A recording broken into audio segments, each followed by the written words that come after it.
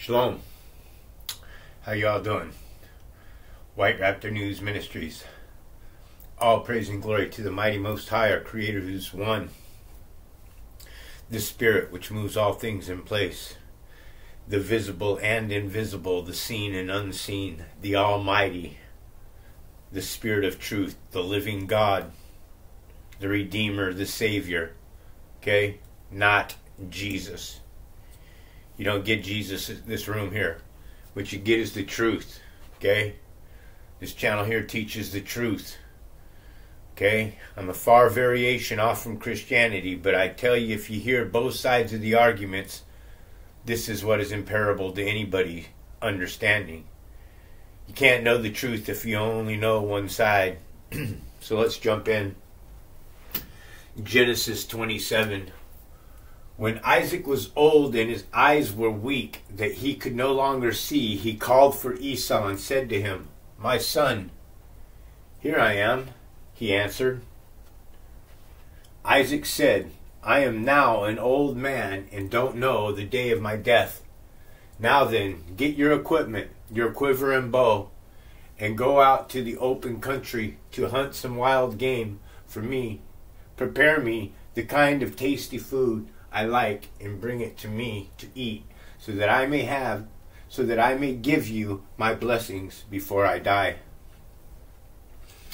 Now Rebekah was listening to Isaac as he spoke to his son Esau. When Esau left for the open country to hunt game and bring it back, Rebekah said to Jacob, "Look, I overheard your father say to your brother Esau, bring me some game and prepare me some tasty food to eat, so that I may give you my blessings before the Lord before I die." Upright families, folks. People walking straight with God. These are people who are blessed by the Most High. "Now, my son, listen closely. Do what I tell you." Oh, did I just get... Oh, Illuminati, did I just do that? Do as I tell you. Do as I tell you before the Lord I die. Now, my son, listen closely and do what I tell you. Go to the flock. Bring me a choice young goat, so that I can prepare some tasty food for your father, just the way he likes it. Then take it to your father so he can eat, so that he may give you his blessings before he dies. Jacob said to his mother, "But my brother Esau is a hairy man, while I have smooth skin. What if my father touches me? I would bring down a curse on myself rather than a blessing." So, any conscious person on the face of the earth, right, would know that there's a little bit of shadiness going on. Okay, so that when he went down, okay, hold on, just do what I said, Rebekah says. Go and get them for me. So he went out, got them, and brought them to the mother, and prepared some tasty food, just the way he liked it. Okay, folks, I got to ask you something. Seriously. Think about it. Does that sound upright? Okay. You got a mother who's conspiring with the youngest son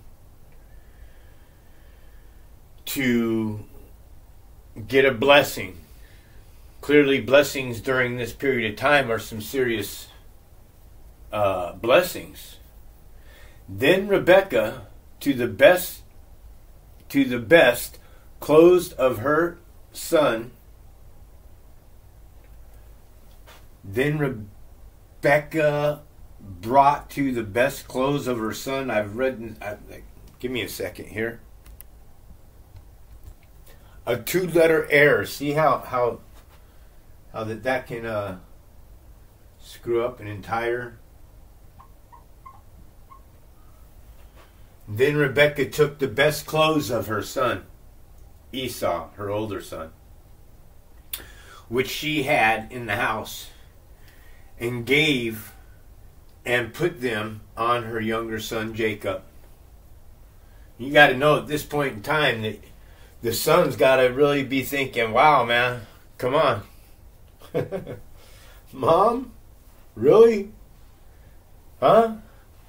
And he ain't questioning it. He's not doing anything again. He's not speaking out against it.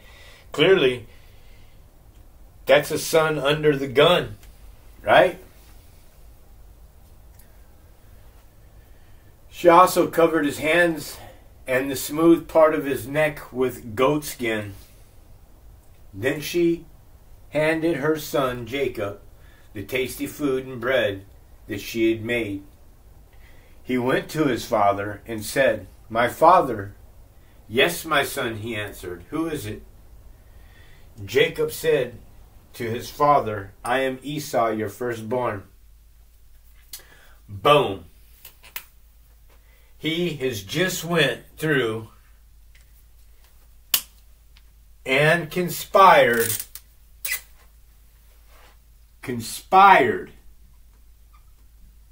with his mother.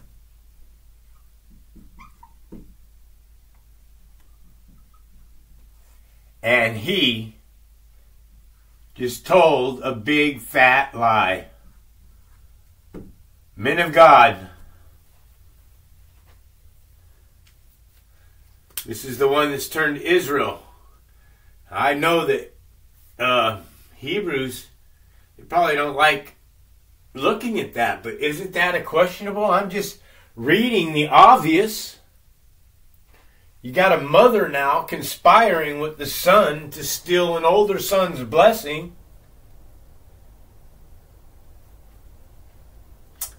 He just lied. That makes him a liar, is what I'm pointing out. Jacob lied to his father. Rebekah's lying. They're conspiring. They're doing some shady stuff. All right? Okay. She also covered his hands, right? Covers him all up. Then she handed her son Jacob the tasty food and bread and she had made and sent him on his way. He went to the father and said, "My father." "Yes, my son," he answered. "Who is it?" Jacob said to his father, "I am Esau, your firstborn." I'm sorry, I'm supposed to mark these so I know where I'm at, so I don't double read if I remember to mark it.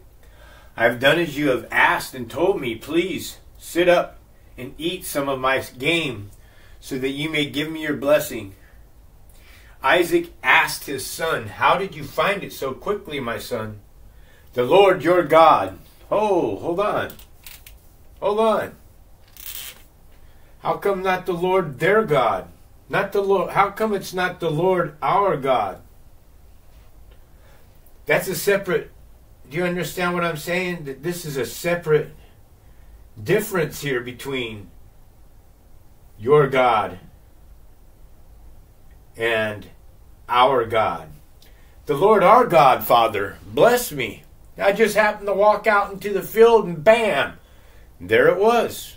Why doesn't it say the Lord our God? Instead of the Lord your God has granted me success. He replied, had granted me success, he replied. Then Isaac said to Jacob, "Come near me so that I can touch you." Now this is also kind of shady. Come on. How old are these kids now? You mean to tell me you're blind? Your ears become more sharp as you lose sight. All your other senses come in to a higher vibration where you can hear better. Okay, you recognize things better, you smell better. Okay? If Isaac was losing his eyesight, then his ears would have become more, unless he's Helen Keller style.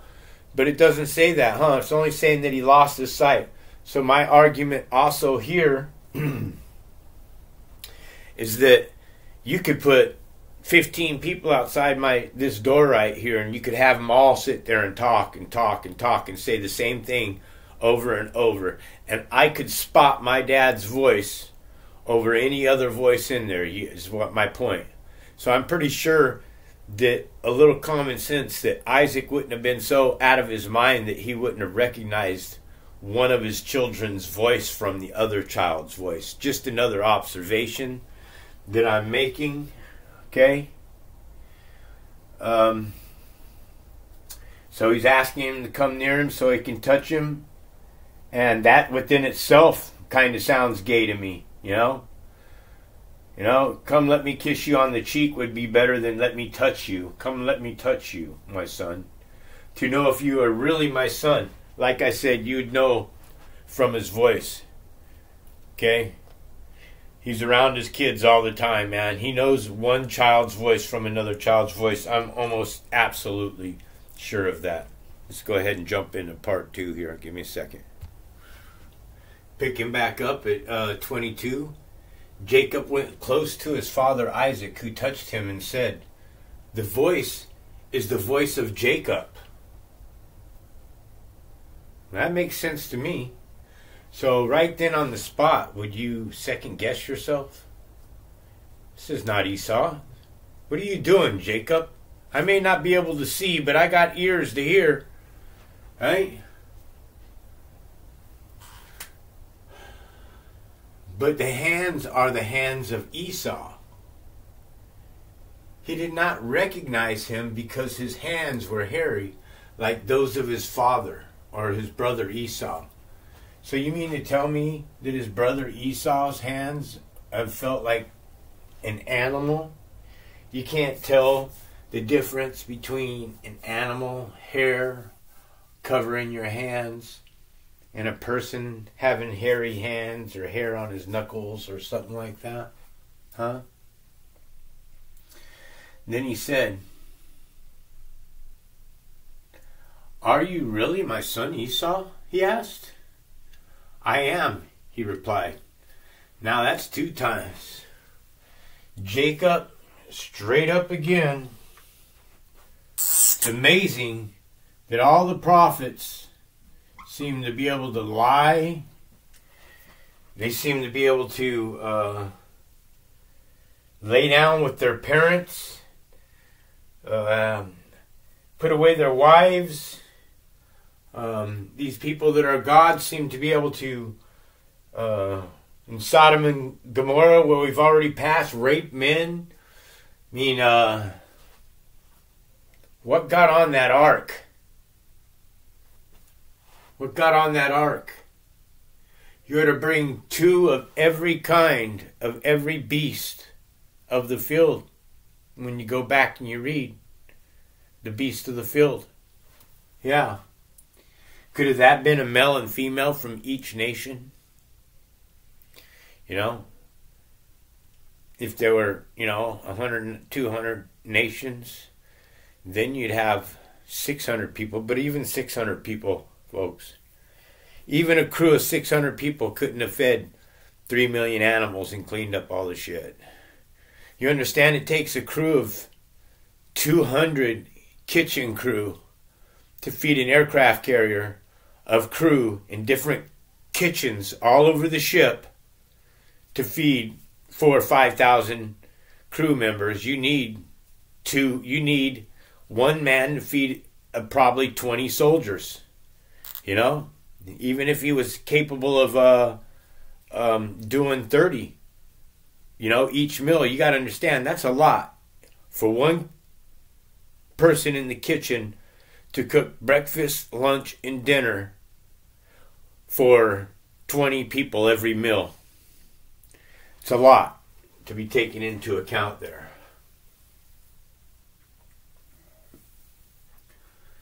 So he said, "Yeah, I'm really your son." And then he said, "My son, bring me some of your game to eat so that I may give you my blessing."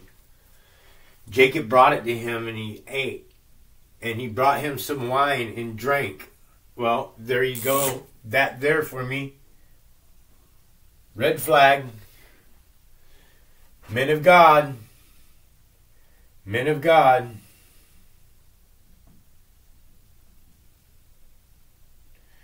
don't drink.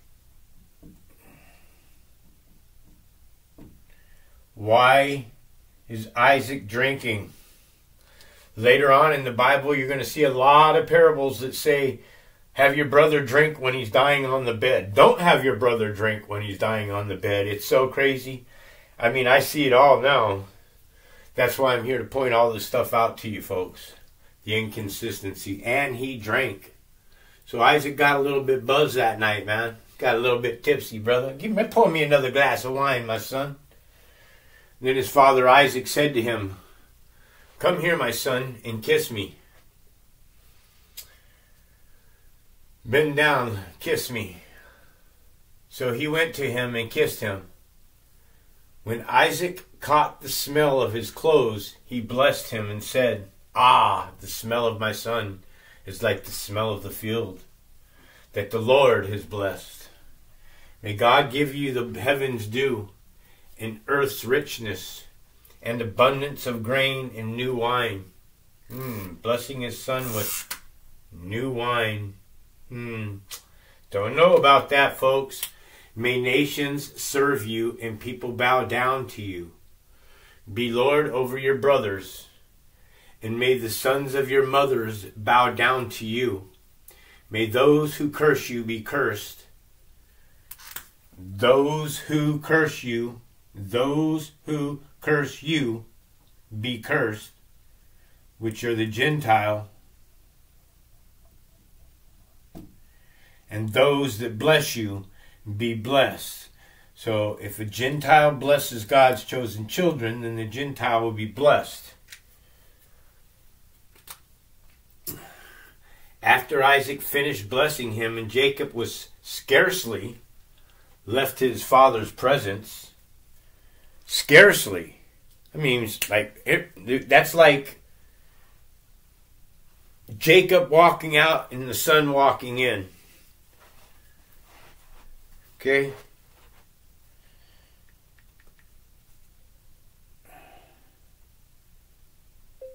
Scarcely.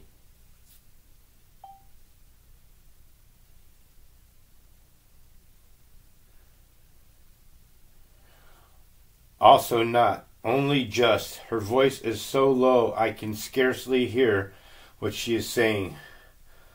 Only a very short time before, she had scarcely dismounted before the door swung open. That's pretty quick.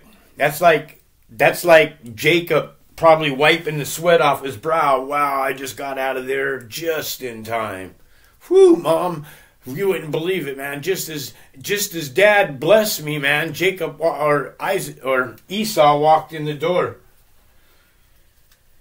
Scarcely left his father's presence, his brother Esau came in from hunting. He prepared some tasty food and brought it to his father. Then he said to him, my father, please sit up and eat some of my game.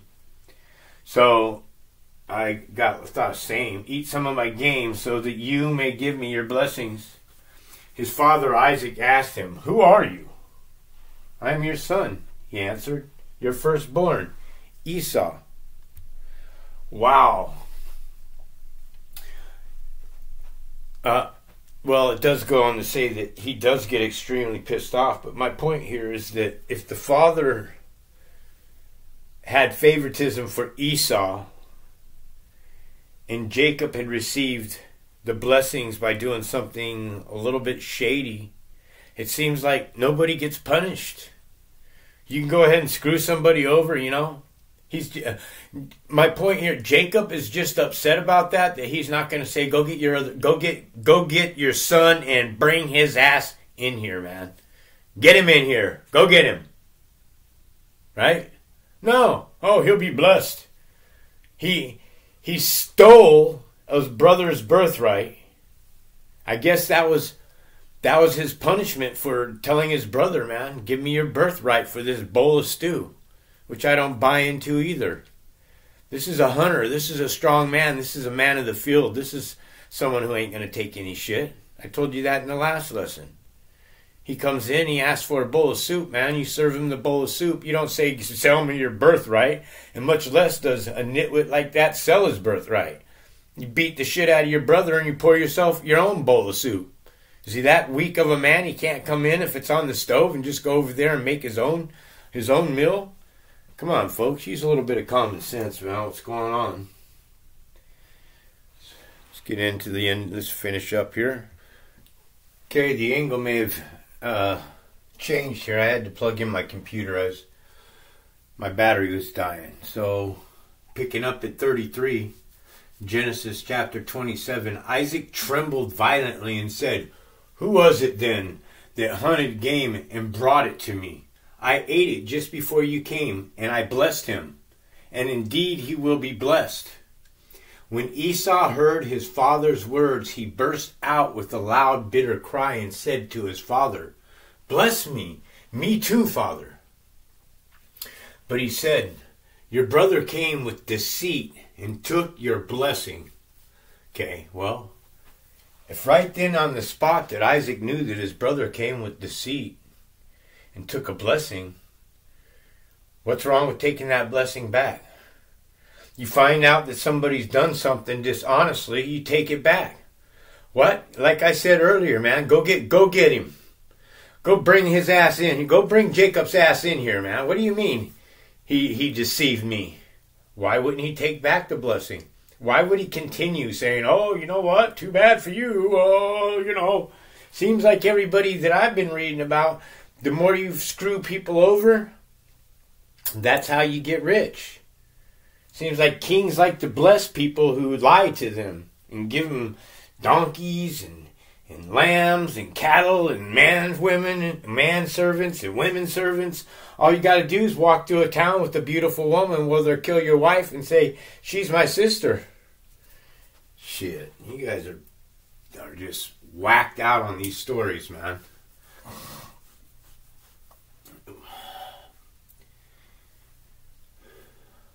But he said, "Your brother came with deceit and took your blessing." Deceit.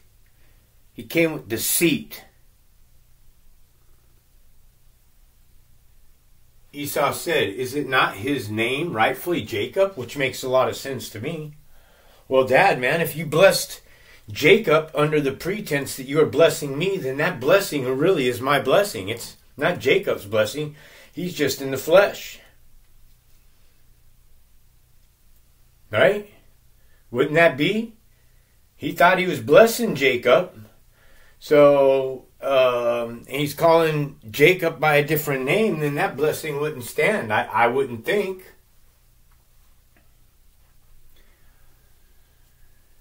This is the second time Esau said, is not his name rightfully Jacob? This is the second time he has taken advantage of me. Well, sorry. This time here was with deceit. Okay, but for him to say to his brother after coming home from the fields, you know, "Sell me your birthright for a bowl of soup and bread," would have done nothing but pull my bow off of my shoulder and battered my brother over the top of the head and just went and poured myself some soup. I don't need my brother to pour me a bowl of soup if it's sitting right there on the stove or if it's in his hand. That makes no sense. Come on, folks. These stories are weak, man, if you can't see that. They're crooked as shit.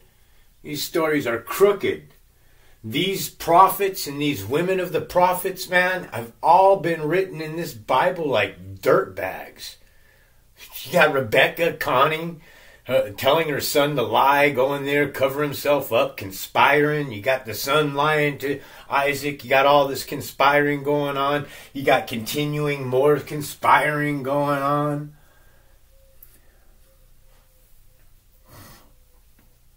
So I don't believe that anyone took advantage of him when it came to his birthright. He was just a dumb person, if there's any truth to it, who believes anything. I don't know what to believe in this Bible.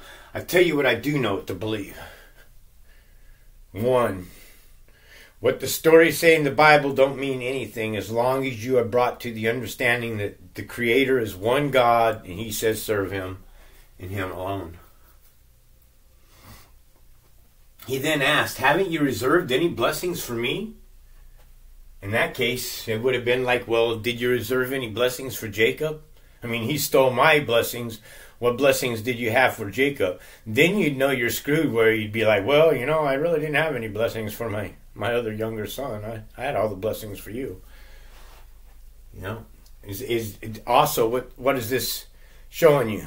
Everybody has a pecking order here. There's a chain for everybody, it seems. Esau is loved by his father Isaac. Jacob is loved by the deceptive wife, by the deceptive younger son.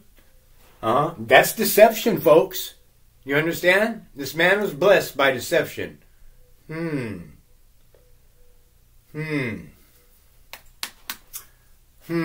Yeah. Isaac answered Esau, I have made him Lord over you. Boy, I'll tell you right there, that would have steamed my ass up right there, just having to listen to that, man. I would have been pulling a bow at him. Where are you at? Where are you at, Jacob? I'm going to put a freaking arrow right through your throat, motherfucker. Sorry for the language, but that's how I would have felt, to have to sit there and listen to your dad say that to you.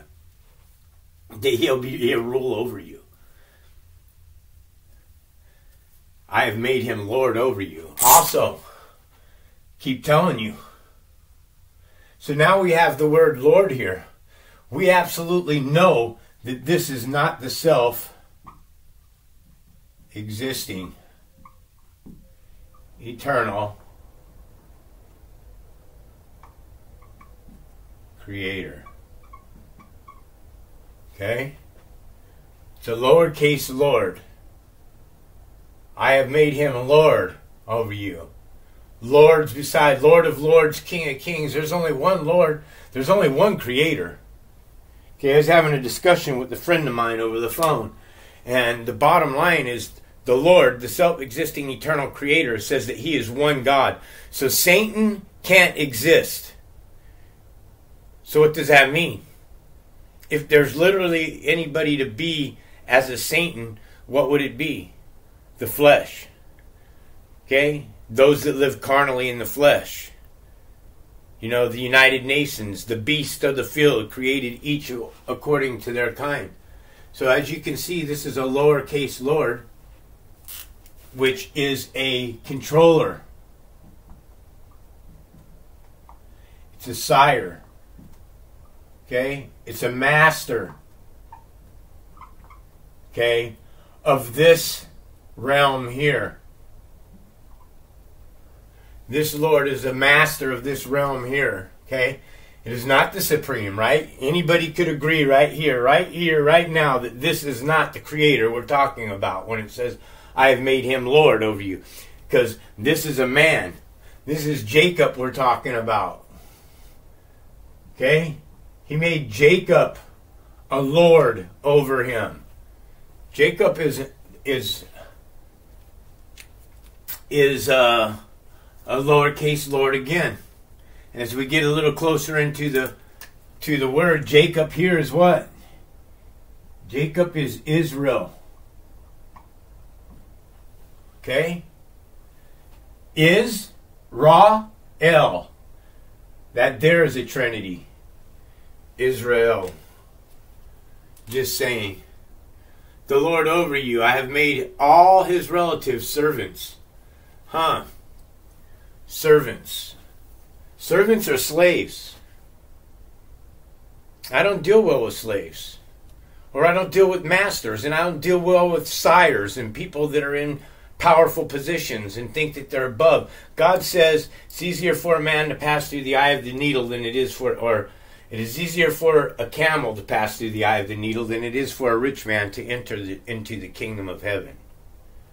So, I'd have to say that the chances of people getting into the kingdom of heaven that are rich are pretty damn slim, folks. Slim to none.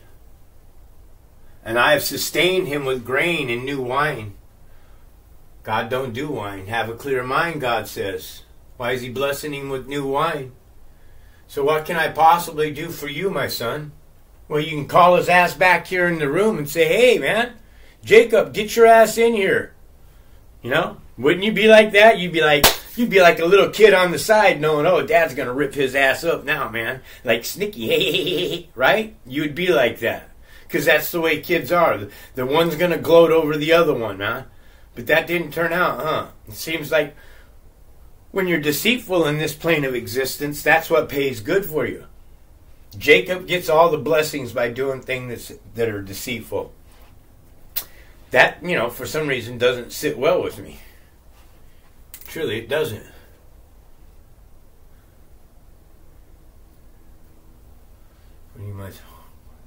Esau said to his father, do you have only one blessing, my father? Bless me too, my father. Then Esau wept aloud. His father Isaac answered him, your dwelling shall be away from the earth's richness, away from the dew in the heaven above. You will live by the sword, and you will serve your brother. But when you grow restless, you will throw his yoke from your neck. So what's channeling through me on this right now is that when the Creator says that Jacob will live by the sword, he has given Jacob the sword to serve his brother. You understand? Serve his brother in the fight against whatever may be evil on this plane of existence. Okay? But when you grow restless, you will throw his yoke from his neck. You will free him. Esau is going to be the one that frees God's chosen children. You guys don't have any choice in the matter, man. When it comes that time, the Spirit is going to make you, he's going to make you remove the yoke, remove this slave system that we're all born into. All of us are equally born into a slave system with all the temptation that there is out there in the world. Esau held a grudge against Jacob because of the blessings his father had given him. He said to himself, I will pay anybody $10,000 cash. I'm thinking something to myself here right now. What am I thinking? I'm thinking something to myself. If you guessed that I was thinking to myself that this whole story sounds like bullshit, send me your address. You got $10,000 coming. Okay. So yeah, he had a blessing against a grudge against his father. He said to himself, the days of mourning for my dad are soon to be near. His dad's ready to die. Then I will kill my brother Jacob. Remember, he said this to himself. He didn't say it out loud to anybody. He didn't tell one of his servants over there of Jacob. He didn't tell the cook in the kitchen. He didn't tell anybody. He said it to himself. So the bigger question to ask then is, if he said this to himself, how is it that when Rebekah was told of what her older son said, well, hold on. He said it to himself. Didn't say he said it out loud to anybody else. It says that he said it to himself. So how did Rebekah receive word of what the older son said? Like I said, man, if you had guessed that I'm thinking that this whole fucking story here sounds like a shit show, then you would have guessed properly. You would have read my mind. Because that's what this is. These stories are a bunch of shit shows, man. Rebekah is a conniving little wench, it's starting to sound like, huh? And it gets better, too. She's not even done yet. When Rebekah was told of what her older son said, which he didn't say anything because he thought it. He said it to himself. Oh, was he talking? I'm going to kill that motherfucker. Well, if he's anything like me, that's what it would have been like. That's what it would. I'll kill my motherfucking brother. I'm gonna put an arrow right through him.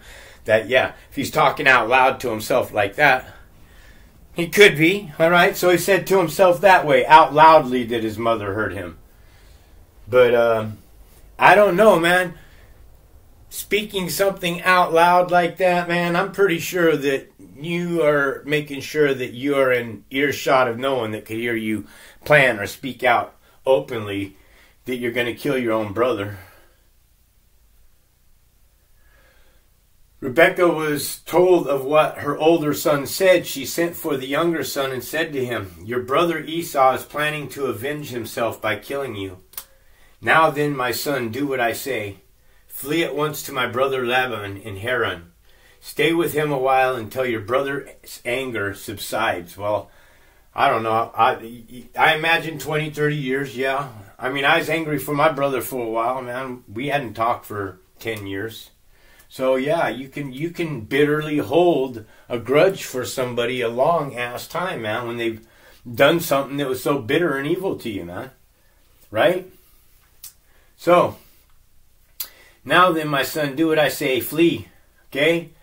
Stay a while until your brother's anger subsides. When your brother is no longer angry with you and forgets what you did. Oh my goodness gracious. Look at this. She's talking to her son now, and she's saying, when your brother forgets what you did, holding herself for zero accountability for anything happened. Not what we did. Go to my brother's house until your brother's anger subsides from what we've done. No, she straight out laid it on Jacob's shoulders, the whole mess. Clearly, you don't see no we there. So that's kind of chintzy, huh? Forgets what you did to him. Like her hand wasn't in any of this at all. I just told you to put some clothes on. Cokes. It's amazing how people can steer you in directions on this plane of existence. I'll send word for you to come back from there. Why should I lose both of you in one day? Yeah, why? Because of your crookedness. Because of things that she did. She's the one that got this snowball rolling. She's the one that did all this. She's the one that conspired. She's the one that lied. She's the one that told Jacob to do some shady stuff. Okay? Maybe this is why the Hebrews get so angry with me reading this whole Bible and writing it out for you now like this, man. Because you can clearly see that this is a shit show written inside of this Bible. This is a shit show if you've never seen it. So they don't, because the Hebrew, one of the Hebrews that was giving me shit was telling me that this Bible is a perfect manuscript. Perfect manuscript. It's a copy of a copy of a copy, 1,000 times copy. How can it be a perfect manuscript when we know pieces have been taken out and pieces have been added to this book? So if you're a Hebrew and you're saying that this is a perfect book and that it's untampered with, you ain't no Hebrew and you don't know how to read the Bible. I can tell you that straight up.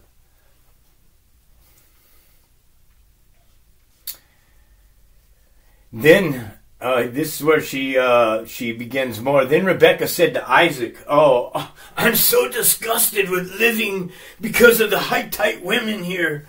If Jacob take a wife among the women of the land from Hittite women like these, my life will be worthless. It won't be worth living." So she's getting ready. She's trying to manipulate a way so that she can send her son off now, trying to protect him. So that's chapter 27, folks.